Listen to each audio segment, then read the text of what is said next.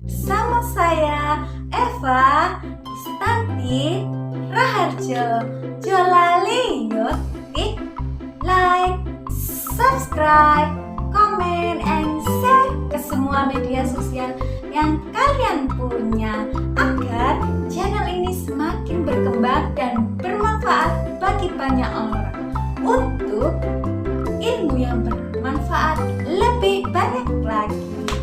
Jolali, subscribe, ding.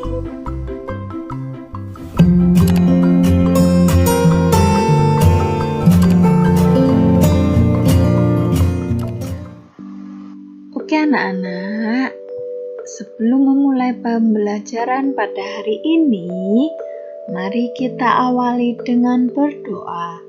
Silakan lipat tangannya dan tutup mata kalian. Mari kita berdoa.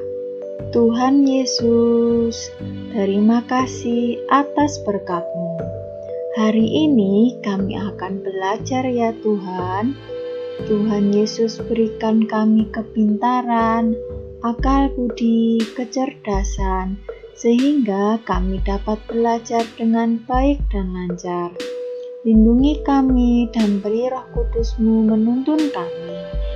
Terima kasih Tuhan Yesus. Dalam nama Tuhan Yesus kami berdoa Bapa kami.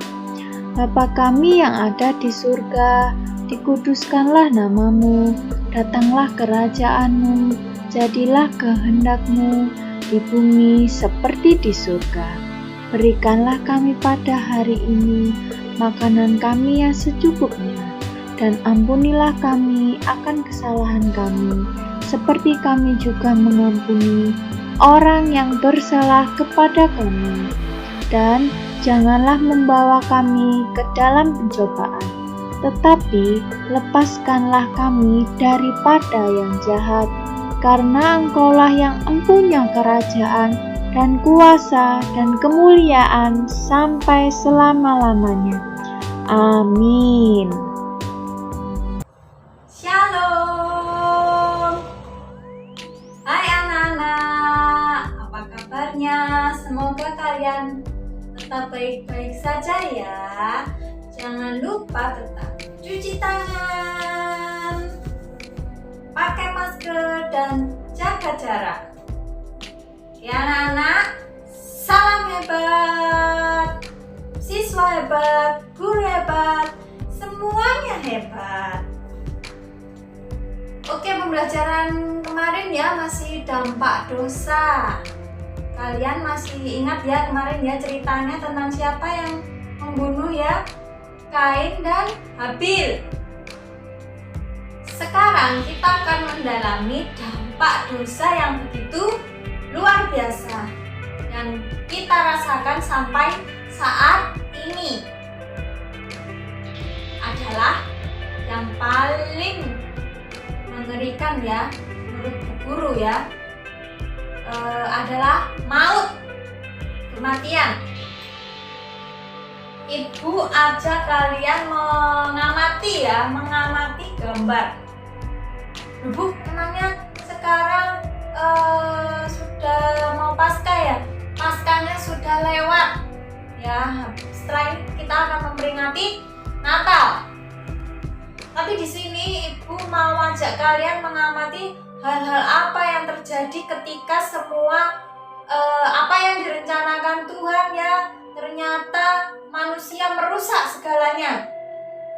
Manusia lalai dan tidak taat. Akhirnya dosa merajalela ya sampai saat ini.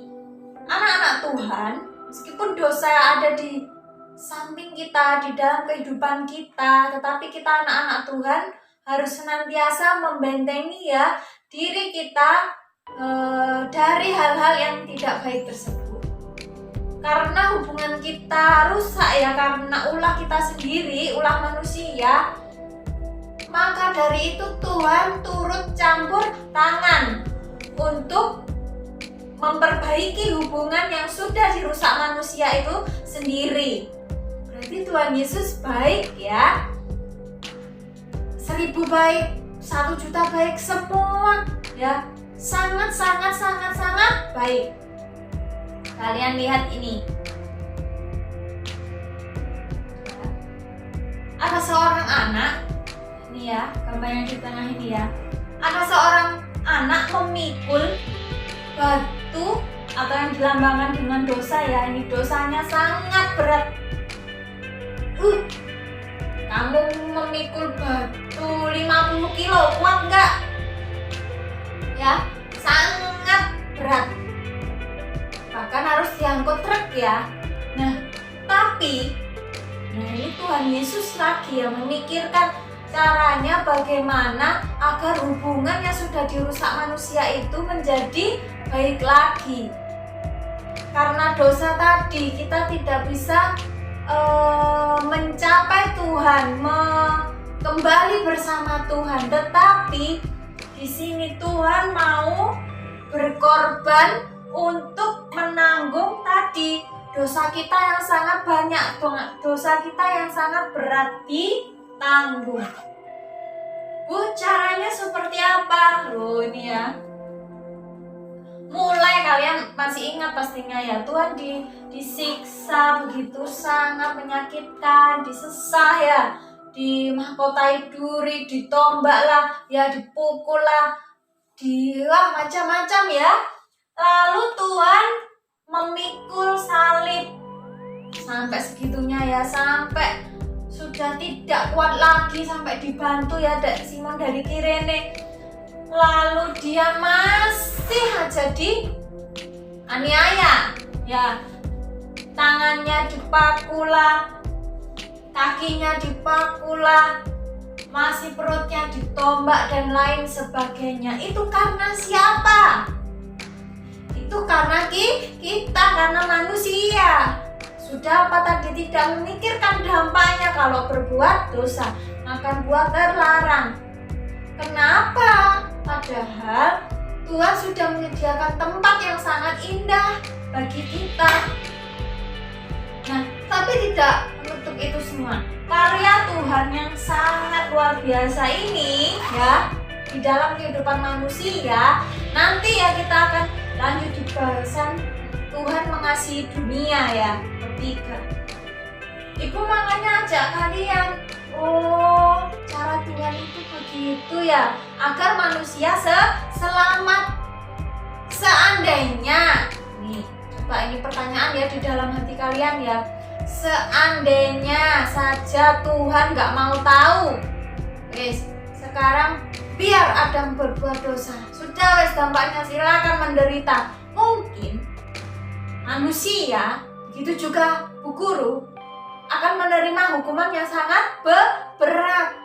Apa? Siksaan kekal. Tuhan gak mau ya anak-anak ya. Tuhan Yesus tidak mau manusia menderita lagi. Tuhan ingin manusia hidup lebih baik dan bahagia bersama siapa? Bersama Tuhan Yesus. Nah, anak-anak sudah percaya nggak bahwa Tuhan mampu ya memulihkan kondisi yang tidak baik ya? Kalian punya kain putih di rumah ya?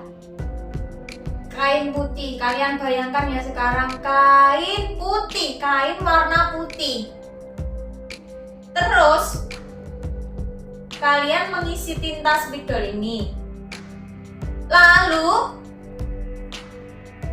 tintanya tumpah. Nah, bayangkan ya, tintanya tumpah ke kain itu. Nah, apa yang terjadi? Kainnya seperti apa? Jadi apa kainnya? Kainnya warnanya apa jadinya? Hitam. Coba kalian cuci sekarang. Kalau misal praktek ya tadi ya, kain putih, kamu kasih noda yang sangat pekat dan tidak bisa dihapus ya tinta, susah ya tinta ya. Kamu usaha, kamu cuci, kamu bersihkan dengan sangat ya, dengan sabun, dengan segala macam ya. Tapi nggak hilang-hilang. Gimana? Begitu juga kita. hubungan yang sudah dirusak manusia, ya, yang sudah dipatahkan manusia tidak bisa menyatu lagi. Tapi yang dapat menyatukan siapa? Siapa tadi?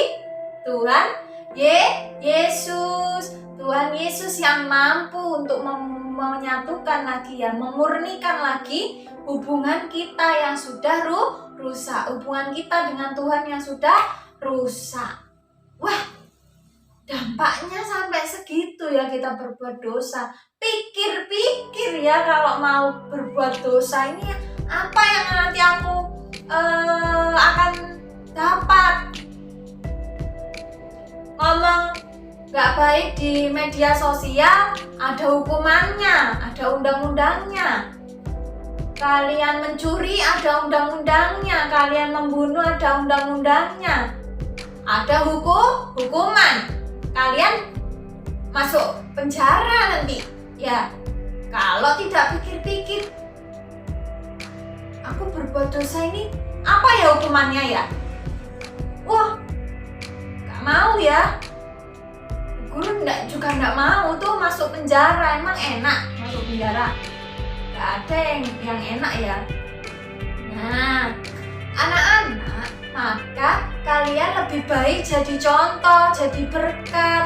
Ketika temannya sedih, menghibur, bukan malah menertawakan. Ya sedih ya ampun, gak boleh. Kalian